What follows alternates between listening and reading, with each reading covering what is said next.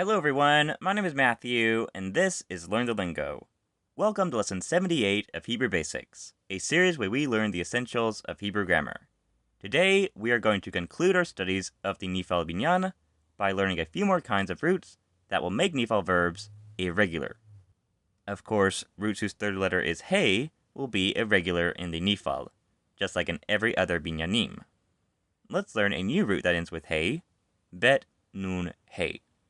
In the kal binyan, this makes the verb livnot, which means to build.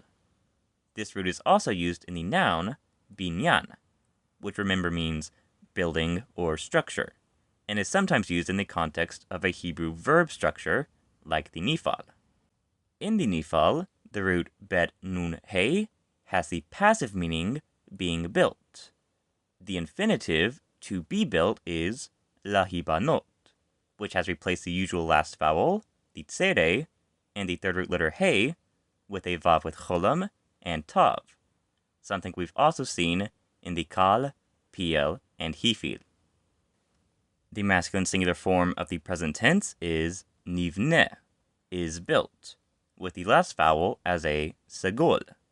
Again, that's a change we've seen in other binyanim. This ending is removed before adding other endings like im for nivnim, are built, masculine plural, and ot for nivnot, are built, feminine plural.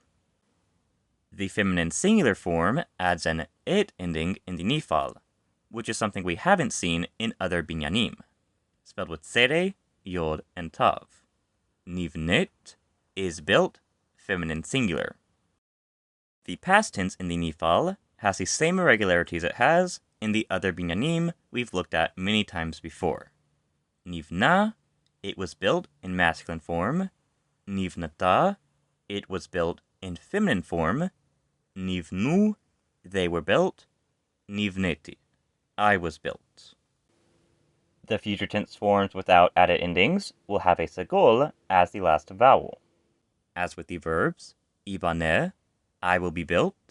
Dibaneh, you will be built masculine singular, or she or it will be built, and yibaneh, he or it will be built. The future tense forms that add endings take off the first. Tibani, you will be built feminine singular. Tibanu, you will be built masculine plural, and yibanu, they will be built. The masculine singular imperative be built is regular with its sere. Hibaneh, but that ending is removed in the feminine singular imperative, hibani, be built, commanding a woman, and the masculine plural, hibanu, be built, commanding a plural group. So that's Niphal verbs whose last root letter is hey. These verbs will also be irregular if the first root letter is yod. The root yod dalet ain makes the kal verb lada'at, to know. The Niphal of this root has the passive meaning being known. Because of the first root letter yod, these Niphal verbs will be irregular. In all these verbs, the yod will turn into a vav. In the infinitive, the vav will actually act as a consonant, making lahivada, to be known.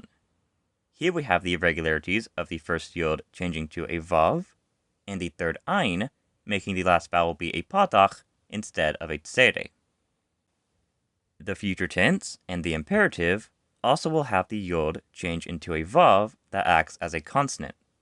Yivada, it will be known in masculine form, and hivada, the masculine singular command, be known. The past and present tenses will have the vav act as an o vowel instead of a v consonant. The masculine singular form of the present tense is known, is made with a nun prefix, whose vowel will be the o vowel the yod has turned into. We have no first root letter consonant with a shva, so move on to the second root letter dalet with kamatz, and the third root letter ain, making noda, is known, masculine singular. The past tense verb he or it was known just has a patach instead of the kamatz, still said noda. From these verbs, we can make the other present and past tense verbs. The last irregularity we'll learn with Niphal verbs happens with roots whose first letter is nun. We can use the root nun taf nun as an example. In the kal, this root means giving. So in the Niphal, it means being given. The infinitive is regular, lahinaten, to be given. The future tense and the imperative, which also do not have a nun prefix, are also regular. The tenses that are irregular are the past and present, which have a nun prefix. Instead of nintan being the verb it was given, the first root letter nun will merge with the nun prefix, and the schwa on that root letter will disappear. The disappearing nun leaves a dagesh in the second root letter when possible, and that leaves us with just nitan, it was given. The first root letter nun and its schwa disappear in all past and present tense forms. The verb we were given adds a nu ending to the verb he was given, nitan.